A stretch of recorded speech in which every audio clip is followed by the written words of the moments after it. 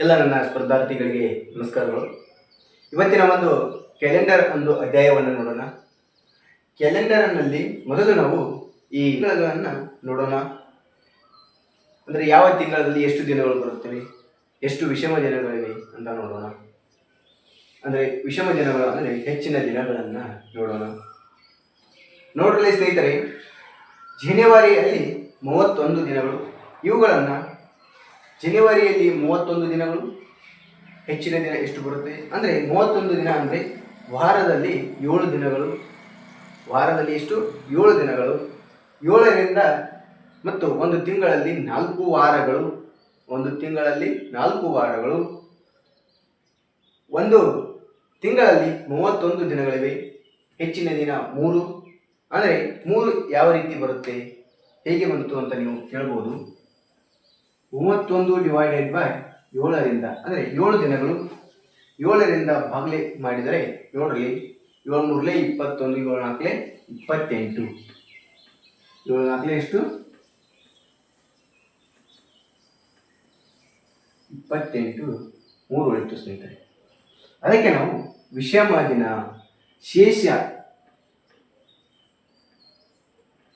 ಶೇಷ ಏನು ಬರುತ್ತದೆ ಅದಕ್ಕೆ ನಾವು ವಿಷಮ ದಿನಗಳು ಅಂತ ಕರಿತೀವಿ. ಇಲ್ಲಿ ಪ್ರತಿ ಒಂದು ತಿಂಗಳ ಎಷ್ಟು ದಿನಗಳು ಮತ್ತು ಎಷ್ಟು ಹೆಚ್ಚಿನ ದಿನಗಳು ಬರುತ್ತವೆ ಅಂತ ನೋಡೋಣ. ಜನವರಿಯಲ್ಲಿ 31 ದಿನಗಳು, ಹೆಚ್ಚಿನ ದಿನಗಳು 3. ಫೆಬ್ರವರಿಯಲ್ಲಿ 28 ಅಥವಾ 29. 29 ಯಾವಾಗ ಬರುತ್ತದೆ ಅಂದರೆ ನಮಗೆ ಅಧಿಕ ವರ್ಷವಿದ್ದಾಗ 4 ವರ್ಷಗಳಿಗೊಮ್ಮೆ 29 ಬರುತ್ತೆ. 28 ಸಾಮಾನ್ಯ ವರ್ಷವಿದ್ದಾಗ. ಅದಕ್ಕೆ ಈ ಸಾಮಾನ್ಯ ವರ್ಷವಿದ್ದಾಗ ಏನೂ ಉಳಿಯೋದಿಲ್ಲ, ಅಂದರೆ ವಿಷಮ ದಿನ 0. ಅಧಿಕ ವರ್ಷದಲ್ಲಿ 1 ದಿನ ಉಳಿಯುತ್ತೆ. ಮಾರ್ಚ್ನಲ್ಲಿ 31, 3 ದಿನಗಳು, ಹೆಚ್ಚಿನ ದಿನ. ಏಪ್ರಿಲ್ನಲ್ಲಿ 30, 2 ದಿನ. 2 ದಿನ ಹೀಗೆ ಬಂತು. 30 ಡಿವೈಡೆಡ್ ಬೈ 7,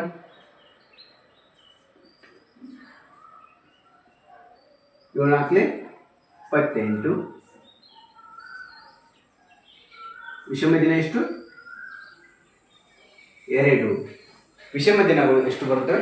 2. ಅದಕ್ಕೆ ನಾವು ಏಪ್ರಿಲ್ನಲ್ಲಿ 30 ದಿನಗಳು ಬರುತ್ತವೆ, ಹೆಚ್ಚಿನ ದಿನಗಳು 2. ಮೇನಲ್ಲಿ 31, 3 ದಿನ ಹೆಚ್ಚಿನ ದಿನ. June 30, July 31, August 31. ನೋಡ್ರಿ, ಜುಲೈ ಆಗಂಟೆಯೇ 31. ಆಗಸ್ಟಿನಲ್ಲಿಯೂ ಸಹಿತ 31 ದಿನಗಳು. ಜುಲೈನಲ್ಲಿ 31, ಆಗಸ್ಟಿನಲ್ಲಿಯೂ ಸಹಿತ 31. ಸೆಪ್ಟೆಂಬರ್ನಲ್ಲಿ 30 ದಿನಗಳು, ಅಕ್ಟೋಬರ್ನಲ್ಲಿ 31, ನವೆಂಬರ್ನಲ್ಲಿ 30 ದಿನಗಳು, ಡಿಸೆಂಬರ್ನಲ್ಲಿ 30 ದಿನಗಳು. ಹೀಗೆ ರೀತಿ ಇವು ಹೆಚ್ಚಿನ ದಿನಗಳನ್ನು ನೋಡಬಹುದು.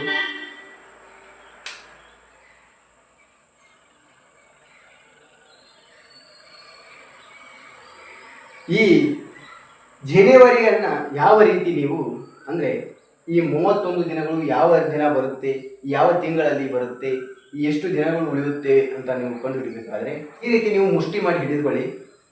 ಈ ರೀತಿ ಮುಷ್ಟಿ ಮಾಡಿ ಹಿಡಿದುಕೊಂಡಾಗ ಜನವರಿ, ಫೆಬ್ರವರಿ, March, April, May, June, July. Next ಇಲ್ಲಿಂದ ಪ್ರಾರಂಭ ಮಾಡ್ರಿ, ಇಲ್ಲ ನೆಕ್ಸ್ಟ್ ಇಲ್ಲಿಂದ ಮಾಡಿ.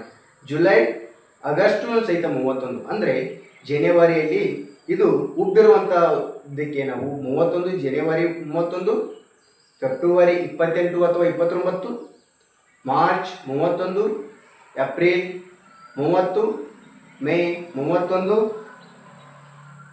ಮೇ ಗಂಟೆ ಯಾವುದು? June, July, August, September 30, October, November, December. ಈ ರೀತಿ ನೋಡಿದಾಗ ನೀವು ಇವುಗಳ ಸ್ವಲ್ಪ ಸುಲಭವಾಗುತ್ತೆ. ನೀವು ಎಕ್ಸಾಮ್ನಲ್ಲಿ ಈ ಟೈಪ್ ಅಂದರೆ ನೀವು ನೆನಪಿಟ್ಕೊಂಡ್ರೆ ಸ್ವಲ್ಪ ಸುಲಭ ಆಗುತ್ತೆ. ಇವುಗಳನ್ನು ನೆಕ್ಸ್ಟ್ ಒಂದು ನೋಡ್ಕೊಳ್ತಾ ಹೋಗೋಣ, ಸ್ವಲ್ಪ ಪರಿಕಲ್ಪನೆಗಳನ್ನು. ಈಗ ಕೆಲವು ಪರಿಕಲ್ಪನೆಗಳನ್ನು ನೋಡೋಣ. ಕೆಲವು ಪರಿಕಲ್ಪನೆಗಳಂದರೆ ಯಾವುವು? ಪರಿಕಲ್ಪನೆಗಳಂದರೆ ಸಾಮಾನ್ಯ ವರ್ಷ ಮತ್ತು ಅಧಿಕ ವರ್ಷಗಳನ್ನು ನೋಡೋಣ. ಸಾಮಾನ್ಯ ವರ್ಷದಲ್ಲಿ ಯಾವ ರೀತಿ ಒಂದು ವಾರಗಳು ಬರುತ್ತವೆ, ಎಷ್ಟು ದಿನಗಳು ಬರುತ್ತವೆ ಅಂತ ನೋಡೋಣ. ನೋಡ್ರಲ್ಲಿ ಸಾಮಾನ್ಯ ವರ್ಷದಲ್ಲಿ 365 ದಿನಗಳನ್ನು ನೋಡ್ಬೋದು. ಅಧಿಕ ವರ್ಷದಲ್ಲಿ ನಿಮಗೆ ನೋಡ್ರಿ, ಸಾಮಾನ್ಯ ವರ್ಷದಲ್ಲಿ 365 ದಿನಗಳನ್ನು ನೋಡುವಂಥದ್ದು. ನೋಡ್ರಿ, ವ್ಯಾಖ್ಯೆ ಏನಿದೆ, ಸಾಮಾನ್ಯ ವರ್ಷವನ್ನು ಕೊಟ್ಟಿದ್ದಾರೆ. ಯಾವ ವರ್ಷಗಳು 4 ಅಥವಾ 400ರಿಂದ ಸಂಪೂರ್ಣವಾಗಿ ಭಾಗ ಹೋಗುವುದಿಲ್ಲವೋ ಆ ವರ್ಷವನ್ನ ಸಾಮಾನ್ಯ ವರ್ಷ ಅಂತ ಕರಿತೀವಿ. ಯಾವ ವರ್ಷಗಳು 4 ಅಥವಾ 400ರಿಂದ ಭಾಗ ಹೋಗುವುದಿಲ್ಲವೋ ಆ ವರ್ಷವನ್ನ ಸಾಮಾನ್ಯ ವರ್ಷವೆಂದು ಕರೆಯುತ್ತೇವೆ. ಎಕ್ಸಾಂಪಲ್ ನೋಡ್ರಿ, 1999, 2001, 2009, 2011, 2014, 2018 ಈ ರೀತಿ ಇವು ಸಾಮಾನ್ಯ ವರ್ಷಗಳು. 2019 ಅನ್ನುವುದು ಮತ್ತು 2021 ಸಹಿತ ಸಾಮಾನ್ಯ ವರ್ಷ, 2023 ಸಾಮಾನ್ಯ ವರ್ಷ. ಈ ರೀತಿ ಈ ವರ್ಷಗಳು ಸಾಮಾನ್ಯ ವರ್ಷಗಳು. ನೋಡ್ಬೋದು, ಇಲ್ಲಿ ಸಾಮಾನ್ಯ ವರ್ಷವನ್ನು ಕೊಟ್ಟಾಗ ನಾವು ಜನವರಿ 1, 2005 ಭಾನುವಾರವಾದರೆ, ಜನವರಿ 1, 2005 ಭಾನುವಾರವಾದರೆ ಸಾಮಾನ್ಯ ವರ್ಷದಲ್ಲಿ ಇದು. ಡಿಸೆಂಬರ್ 31 ಅದೇ ವರ್ಷ 2005ರಲ್ಲಿ ಅವತ್ತು ಯಾವ ಕೊನೆಯ ವಾರ ಯಾವುದಾಗಿರುತ್ತೆ? ಭಾನುವಾರವಾಗಿರುತ್ತೆ. ಜನವರಿ 1, 2005 ಭಾನುವಾರವಾದರೆ ಡಿಸೆಂಬರ್ 31, 2005 ಸಹಿತ ಆ ಕೊನೆಯ ದಿನ ಭಾನುವಾರನೇ ಆಗಿರುತ್ತೆ.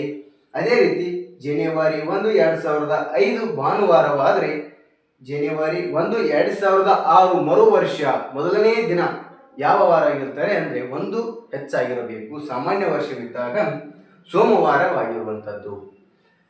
ಸಾಮಾನ್ಯ ವರ್ಷವಿದ್ದಾಗ ಅದೇ ವರ್ಷದಲ್ಲಿ ಕೊನೆಯ ದಿನ ಮೊದಲನೇ ದಿನ ಏನು ಇರುತ್ತದೆಯೋ, ಇಲ್ಲಿ ನೋಡಿ, ಇಲ್ಲಿ ಬರ್ತೀನಿ. ಸಾಮಾನ್ಯ ವರ್ಷದಲ್ಲಿ ವರ್ಷದ ಮೊದಲ ದಿನ ಯಾವ ದಿನವಾಗಿರುತ್ತದೆಯೋ ಆ ವರ್ಷದ ಕೊನೆಯ ದಿನವು ಅದೇ ದಿನವಾಗಿರುತ್ತದೆ. ನೋಡ್ಬೋದು ನೀವು, ಜನವರಿ 1, 2005 ಭಾನುವಾರವಾದರೆ ಡಿಸೆಂಬರ್ 31, 2005 ಸಹಿತ ಭಾನುವಾರವಾಗಿರುವಂಥದ್ದು. ನೋಡ್ರಿ, ಮರು ವರ್ಷ ಯಾವಾಗಿರುತ್ತೆ? 1 ದಿನ ಹೆಚ್ಚಾಗಿರುವಂಥದ್ದು. ಜನವರಿ 1, 2005 ಭಾನುವಾರವಾದರೆ ಜನವರಿ 1, 2006 ಸೋಮವಾರವಾಗಿರುತ್ತೆ. ಅಂದರೆ ಸಾಮಾನ್ಯ ವರ್ಷ ದಿನದಲ್ಲಿ ಅದೇ ದಿನ ಕೊನೆಯ ದಿನವೂ ಸಹಿತ ಆಗಿರುತ್ತೆ. ಆ ದಿನವು ಆ ವರ್ಷದಲ್ಲಿ 53 ಬಾರಿ ಕಂಡು ಬರುತ್ತದೆ. ಅಂದರೆ ಈಗ ಭಾನುವಾರ ನಮಗೆ ಸಾಮಾನ್ಯ ವರ್ಷದಲ್ಲಿ 53 ಬಾರಿ ಕಂಡು ಬರುತ್ತದೆ. ಎಷ್ಟು ಬಾರಿ? ಸಾಮಾನ್ಯ ವರ್ಷದಲ್ಲಿ ಭಾನುವಾರ 53 ದಿನ ಕಂಡು ಬರುತ್ತದೆ. ಈ ರೀತಿ ಈ ಸಾಮಾನ್ಯ ವರ್ಷವನ್ನು ನೋಡಿದ್ವಿ. ಅದೇ ರೀತಿ ನೆಕ್ಸ್ಟ್ ಅಧಿಕ ವರ್ಷವನ್ನು ನೋಡೋಣ. ಅಧಿಕ ವರ್ಷವನ್ನು ನೋಡ್ಬೋದು. ಅಧಿಕ ವರ್ಷ ಅಂದರೆ ಏನು? 4 ಅಥವಾ 400ರಿಂದ ಸಂಪೂರ್ಣವಾಗಿ ಭಾಗ ಹೋಗುತ್ತದೆಯೋ ಆ ವರ್ಷವನ್ನ ಅಧಿಕ ವರ್ಷ ಅಂತ ಕರಿತೀವಿ. ಯಾವ ವರ್ಷ? ಅಧಿಕ ವರ್ಷ ಅಂತ ಕರಿತೀವಿ. 4 ಅಥವಾ 400ರಿಂದ ಸಂಪೂರ್ಣವಾಗಿ ಭಾಗ ಹೋಗುತ್ತದೆಯೋ ಆ ವರ್ಷವನ್ನ ಅಧಿಕ ವರ್ಷ ಅಂತ ಕರಿತೀವಿ. ಎಕ್ಸಾಂಪಲ್ ನೋಡ್ರಲ್ಲಿ, 1992, 2000 ಆಗಿರ್ಬೋದು, 2008 ಆಗಿರ್ಬೋದು, 2012 ಆಗಿರ್ಬೋದು, 2020 ಆಗಿರ್ಬೋದು, 24 ಆಗಿರ್ಬೋದು. ಈ ರೀತಿ ಅಂದರೆ 4ರಿಂದ ಅಥವಾ 400ರಿಂದ ಸಂಪೂರ್ಣವಾಗಿ ಭಾಗ ಹೋಗುತ್ತದೆಯೋ ಅದನ್ನು ನಾವು ಅಧಿಕ ವರ್ಷ ಅಂತ ಕರಿತೀವಿ.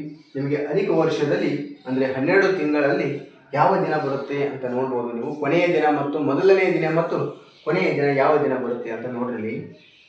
ಅಧಿಕ ವರ್ಷವಿದ್ದಾಗ ಜನವರಿ 1, 2008 ಮಂಗಳವಾರವಾದರೆ, ಜನವರಿ 1, 2008 ಅಧಿಕ ವರ್ಷ. ಇದು 2008 ಅನ್ನುವುದು ಅಧಿಕ ವರ್ಷ. ಇದು ಮಂಗಳವಾರವಾದರೆ ಡಿಸೆಂಬರ್ 31, 2008 ಯಾವ ವಾರವಾಗಿರುತ್ತೆ? ಬುಧವಾರವಾಗಿರುತ್ತೆ. 1 ದಿನ ಎಕ್ಸ್ಟೆಂಡ್, ಅಂದರೆ 1 ದಿನ ಬಿಟ್ಟು ಮತ್ತೊಂದು ದಿನ. ಅಂದರೆ ಇವತ್ತು ಮಂಗಳವಾರ ಆಗೈತೆ ಅಂದರೆ ಬುಧವಾರ, ಗುರುವಾರ ಅಂದರೆ ಮಂಗಳವಾರ. ಅಂದರೆ ಸಾಮಾನ್ಯ ವರ್ಷದಲ್ಲಿ ಅದೇ ದಿನ ಬರುತ್ತೆ. ಈ ಅಧಿಕ ವರ್ಷದಲ್ಲಿ 1 ದಿನ ಎಕ್ಸ್ಟ್ರಾ, ಅಂದರೆ ಮಂಗಳವಾರ ಇದ್ದರೆ ಅದು ಬುಧವಾರ ಆಗಿರುತ್ತೆ. ಕೊನೆಯ ದಿನ ಯಾವ ವಾರ? ಬುಧವಾರ. ನೆಕ್ಸ್ಟ್ ನೋಡ್ಬೋದು, ಜನವರಿ 1, 2008 ಮಂಗಳವಾರವಾದರೆ ಅಧಿಕ ವರ್ಷದಲ್ಲಿ ಮಂಗಳವಾರವಾದರೆ 2008ರಲ್ಲಿ ಜನವರಿ 1, 2009 ಅಂದರೆ ಮರು ವರ್ಷ ಯಾವ ವಾರವಾಗಿರುತ್ತದೆ? ಮೊದಲನೇ ದಿನ ಯಾವ ವಾರವಾಗಿರುತ್ತೆ ಅಂದರೆ ಗುರುವಾರವಾಗಿರುತ್ತೆ. ಅಂದರೆ ಮಂಗಳವಾರ ಜನವರಿ 1, 2008 ಅಧಿಕ ವರ್ಷದಲ್ಲಿ ಕೊನೆಯ ದಿನ ಬುಧವಾರ, ಮರುದಿನ ಏನಾಗಿರುತ್ತೆ 2009ರಲ್ಲಿ ಗುರುವಾರವಾಗಿರುವಂಥದ್ದು. ಅಂದರೆ ಒಂದು ದಿನ ಬಿಟ್ಟು ಮತ್ತೊಂದು ದಿನ ಓಕೆ ನಾವು ಈ ಅಧಿಕ ವರ್ಷದಲ್ಲಿ ನೋಡುವಂಥದ್ದು ಮೊದಲನೆಯ ದಿನ ಮತ್ತು ಕೊನೆಯ ದಿನಗಳು. ಅಧಿಕ ವರ್ಷದಲ್ಲಿರುವ ಒಟ್ಟು ವಾರಗಳ ಸಂಖ್ಯೆ 52 ವಾರಗಳು ಪ್ಲಸ್ 2 ದಿನ. ಅಂದರೆ ನಮ್ಮ ಅಧಿಕ ವರ್ಷದಲ್ಲಿ 366 ದಿನಗಳನ್ನು ನೋಡುವಂಥದ್ದು. 66 ದಿನಗಳಲ್ಲಿ ನೋಡುವಂಥದ್ದು. ಮೊದಲನೇ ದಿನ ಅಧಿಕ ವರ್ಷದಲ್ಲಿ ಒಟ್ಟು ವಾರಗಳ ಸಂಖ್ಯೆ ಎಷ್ಟಪ್ಪ ಅಂದರೆ ಈ ದಿನ ಮೊದಲನೇ ವಾರ ದಿನ 52 ವಾರಗಳನ್ನು ನೋಡುವಂಥದ್ದು ಪ್ಲಸ್ 2 ದಿನಗಳು. ಅಧಿಕ ದಿನಗಳಲ್ಲಿರುವ ವಿಷಮ ದಿನ ಎಷ್ಟು? 2. ಇಲ್ಲಿ ಪ್ಲಸ್ 2 ತಂದು ಬರ್ತೀವಿಲ್ಲ, ಇದೇ 2 ವಿಷಮ ದಿನಗಳಾಗಿರುತ್ತವೆ. ಇನ್ನು ನೋಡ್ರಲ್ಲಿ ಸ್ನೇಹಿತರೆ, ವಿಷಮ ದಿನ ಅಂದರೆ ಏನು? ಕೊಟ್ಟಿರುವ ಅವಧಿಯ ದಿನಗಳನ್ನು 7ರಿಂದ ಭಾಗಿಸಿದಾಗ ಬರುವ ಶೇಷವು 7ಕ್ಕಿಂತ ಕಡಿಮೆ ಇರುವ ದಿನಗಳೇ ವಿಷಮ ದಿನಗಳು. ಅಂದರೆ ಕೊಟ್ಟಿರುವ ಅವಧಿಯ ದಿನಗಳನ್ನು ಅಂದರೆ ಒಂದು ಅವಧಿಯನ್ನು ಕೊಡ್ತಾನೆ, ಆ ಅವಧಿಯನ್ನು 7ರಿಂದ ಭಾಗಿಸಿದಾಗ ಬರುವ ಶೇಷವೇ 7ಕ್ಕಿಂತ ಕಡಿಮೆ ಇದ್ದರೆ ಅದನ್ನು ವಿಷಮ ದಿನಗಳು ಅಂತ ಕರಿತೀವಿ. ಎಕ್ಸಾಂಪಲನ್ನು ತೋರಿಸ್ತೀನಿ ನೋಡಲಿ. ಎಕ್ಸಾಂಪಲ್ 18 ಅಂತ ತೆಗೆದುಕೊಳ್ಳಿ. ಇದನ್ನು 7ರಿಂದ ಭಾಗಿಸೋಣ. 7 2 14, 7 3 21 ಆಗುತ್ತೆ. 18ಕ್ಕಿಂತ ಜಾಸ್ತಿ ಆಗುತ್ತೆ. ಅದಕ್ಕೆ 7 2 14, 4 ಉಳಿಯಿತು 0. ಅಂದರೆ ಇದು ಶೇಷ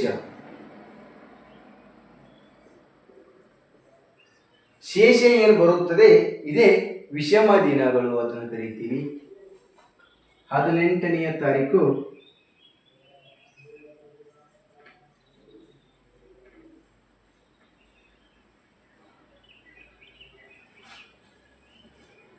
ಇದೇ ಶೇಷ.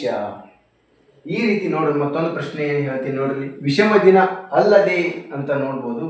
ವಿಷಮ ಯಾವುದು ಬರಲ್ಲ ಅಂದರೆ 21 ನೋಡ್ರಿ. 7 3 21. ಇಲ್ಲಿ ಯಾವುದೇ ರೀತಿಯ ವಿಷಮ ದಿನಗಳು ಬರುವುದಿಲ್ಲ. ಈ ರೀತಿ ಪ್ರಶ್ನೆಗಳನ್ನು ನೋಡುವಂಥದ್ದು. ಇವುಗಳನ್ನು ನೋಡ್ತಾ ಒಂದಿಷ್ಟು ಉದಾಹರಣೆಗಳನ್ನು ನೋಡ್ಕೊಳ್ತಾ ಹೋಗೋಣ. ಅದಕ್ಕಿಂತ ಮುಂಚೆ ಸ್ವಲ್ಪ ವಿಷಯ ಸೂಚನೆಯನ್ನು ನಿಮಗೆ ತಿಳಿಸ್ಕೊಡ್ತೀನಿ. ಈ ವಿಷಯ ಸೂಚನೆಯನ್ನು ನೋಡ್ಬೋದು. ಈ ವಿಷಯ ಸೂಚನೆಯಲ್ಲಿ ಅಂದರೆ ನಮಗೆ ಕ್ಯಾಲೆಂಡರ್ ಪ್ರಥಮ ಬಾರಿಗೆ ಯಾವಾಗ ಪ್ರಾರಂಭವಾಯಿತು ಅಂತ ಯಾವ ಕ್ಯಾಲೆಂಡರ್ ಪ್ರಾರಂಭವಾಯಿತು ಅಂತ ನೋಡ್ಬೋದು. ಪ್ರಥಮ ಬಾರಿಗೆ ಬಳಕೆಯಾದ ಕ್ಯಾಲೆಂಡರ್ ಯಾವುದು ಅಂದರೆ ಗ್ರೆಗೋರಿಯನ್ ಕ್ಯಾಲೆಂಡರ್ ಅಂತ. ಪ್ರಥಮ ಬಾರಿಗೆ ಬಳಕೆಯಾದ ಕ್ಯಾಲೆಂಡರ್ ಯಾವುದು? Gregorian calendar. ದ್ವಿತೀಯ ಬಾರಿಗೆ ಬಳಕೆಯಾದ ಕ್ಯಾಲೆಂಡರ್ ಮೈನಾ ಕ್ಯಾಲೆಂಡರ್ ಅಂತ. ಮೈನಾ ಕ್ಯಾಲೆಂಡರ್. ಅದೇ ರೀತಿ ಪ್ರಸ್ತುತ ಬಳಕೆಯಲ್ಲಿರುವಂಥ ಕ್ಯಾಲೆಂಡರ್ ಯಾವುದೀಗ? ಶಕವರ್ಷ ಅಂತಂದ ಈಗ ಪ್ರಸ್ತುತ ವೆರಿ ಇಂಪಾರ್ಟೆಂಟ್ ಕೇಳ್ತಾರೆ. ಯಾವ ರೀತಿ ಕೇಳ್ತಾರೆ ಅಂತ ನೋಡ್ರಿ. ಶಕವರ್ಷ ಅಂದರೆ ಪ್ರಸ್ತುತ ಬಳಕೆಯಲ್ಲಿರುವಂಥ ಕ್ಯಾಲೆಂಡರ್ ಯಾವುದು ಅಂತ ಕೇಳ್ತಾರೆ. ನೀವು ಶಕವರ್ಷ ಅಂತ ಹಾಕಬೇಕು. ಇಲ್ಲ ಯಾರ ಕಾಲಾವಧಿಯಲ್ಲಿ ಈ ಶಕವರ್ಷ ಪ್ರಾರಂಭವಾಯಿತು ಅಂತಂದು ಕೇಳ್ಬೋದು. ಕನಿಷ್ಕನ ಕ್ರಿಸ್ತಶಕ 78ರಲ್ಲಿ ಕನಿಷ್ಕನ ಕಾಲಾವಧಿಯಲ್ಲಿ ಅಂತಂದು ಕೇಳ್ಬೋದು. ಈ ರೀತಿ ಪ್ರಶ್ನೆಗಳನ್ನು ಕೇಳ್ತಾರೆ ಕ್ಯಾಲೆಂಡರಲ್ಲಿ. ಮತ್ತೆ ಇನ್ನು ಉದಾಹರಣೆಗಳನ್ನು ನೋಡ್ಕೊಳ್ತಾ ಹೋಗೋಣ. ಮೊದಲೇ ಒಂದು ಪ್ರಶ್ನೆ ನೋಡ್ರಿ. ಮೊದಲೇ ಪ್ರಶ್ನೆ, ಈ ದಿವಸ ಶನಿವಾರವಾದರೆ ಯಾವ ದಿವಸ? ಈ ದಿನ ಶನಿವಾರವಾದರೆ 27 ದಿನದ ನಂತರ ಯಾವ ದಿವಸ ಬರುತ್ತದೆ ಅಂತ ಕಂಡುಹಿಡಿಯಬೇಕು. ನೋಡ್ರಿ, ಸಿಂಪಲ್ ಆಗಿದೆ. ಈ ದಿನ ಅಂದರೆ 0 ಶನಿವಾರ. ಈ ದಿನ ಯಾವಾರ? ಶನಿವಾರ. ಅಂದರೆ 0 ಅಂತ ಹಚ್ಕೊಳ್ಬೇಕು. ಸ್ವಲ್ಪ ಇದನ್ನು ಬರೆದುಕೊಂಡ್ರೆ ನಿಮಗೆ ಈಜಿ ಆಗುತ್ತೆ ಮುಂದೆ ಬರೆದುಕೊಳ್ಳೋಕ್ಕೆ. ಈ ದಿನ ಶನಿವಾರವಾದರೆ 27 ದಿನ, ಅಂದರೆ 27 ವಾರದಲ್ಲಿ 7 ದಿನಗಳು, 7ರಿಂದ ಭಾಗಲೇ ಮಾಡಿದರೆ 27 7ರಿಂದ ವಾರದಲ್ಲಿ 7 ದಿನಗಳು, 27 ಭಾಗಲೇ ಮಾಡಿರಿ. ಭಾಗಲೇ ಮಾಡಿದಾಗ 7 3 21, 7 4 28. 28 ಅನ್ನುವುದು ಒಂದು ಸಂಖ್ಯೆ ಹೆಚ್ಚಾಗಿರುವಂಥದ್ದು, 27 ಕಡಿಮೆ ಇದೆ. ಅದಕ್ಕೆ ನಾವು 7 3 21. ನಮಗೆ 6 ಅನ್ನುವುದು ಶೇಷ ಬಂದಿರುವಂಥದ್ದು. ಶೇಷ ಏನು ಬಂತು? 6. ಆದರೆ ನಾವು ಇದಕ್ಕೆ ಶೇಷ ಅಂತ ಅನ್ನಬಾರದು, ವಿಷಮ ದಿನ.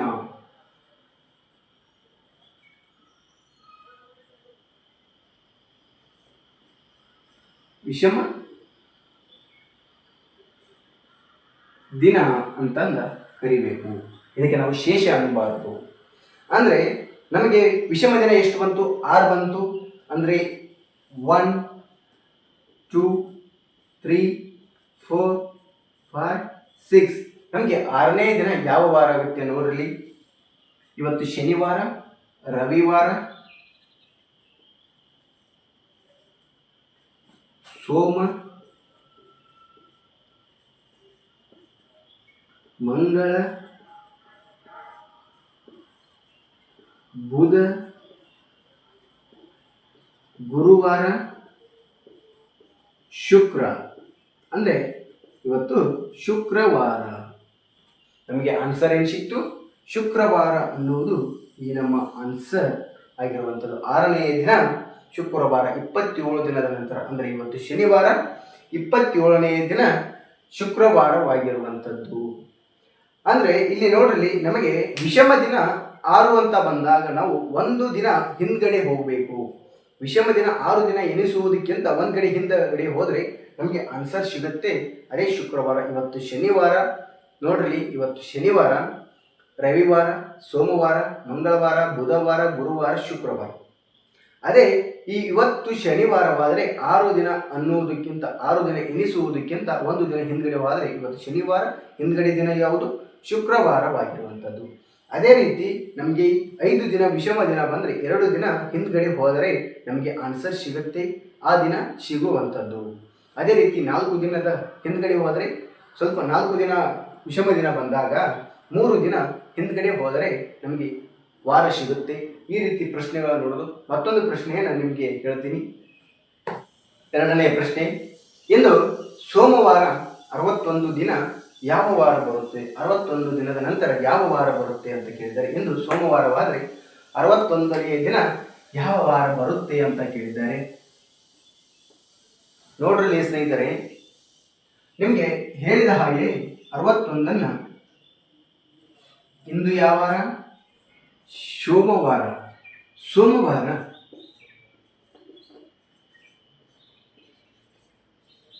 ಇಂದು ಸೋಮವಾರವಾದರೆ 61 ದಿನ ಯಾವ ವಾರ ಆಗುತ್ತೆ ಅಂತ ನೋಡ್ರಿ. ಇದನ್ನು ಭಾಗಾಕಾರ ಮಾಡಿರಿ. 7ರಿಂದ 7 7 49, 7 8 56, 7 9 63 ಆಗುತ್ತೆ. 2 ಎಕ್ಸ್ಟ್ರಾ ಆಗುತ್ತೆ. 61 ಅನ್ನುವುದು ಸಣ್ಣ ಸಂಖ್ಯೆ. 7 8 56, 11ರಲ್ಲಿ 6 ಕಳೆದರೆ 5 ಉಳಿಯಿತು. ವಿಷಮ ದಿನ ಎಷ್ಟು? ವಿಷಮ ದಿನ 5.